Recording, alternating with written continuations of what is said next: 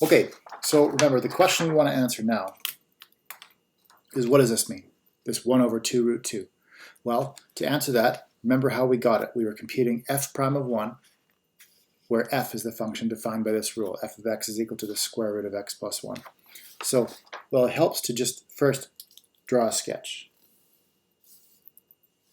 Square root of x plus 1 is fairly straightforward to draw. Square root of x is just the top half of the sideways facing parabola, but if you go to the square root of x plus 1, which we had here, that just shifts everything to the left 1 unit. So actually, if this is negative 1 over here, you're really talking about this graph. That's what you have. It's just the top half of a sideways facing parabola, but shifted up 1 unit. So what did we calculate when we calculated f prime of 1? Well, here's x equals 1 on the x-axis, let's say. Well, there's a point on the graph that has x equals 1 as its x-coordinate, right, up there. Now, we can do the following. We can now sketch the tangent line to the graph at that point. Right, there's some line out there that is tangent to the graph at that point. So it only touches this graph at that one point, right?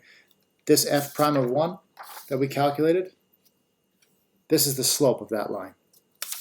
Or in other words, 1 over 2 root 2. This tells you what the slope of that line is. It's 1 over 2 root 2. So this line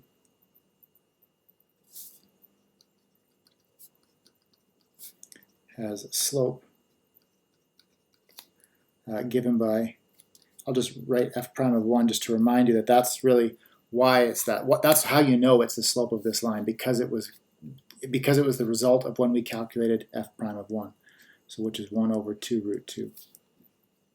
And of course, that's because this is the graph of y equals f of x.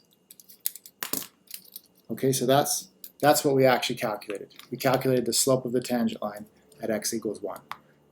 I think there's a helicopter flying outside making some noise, so I'm going to stop this for a moment.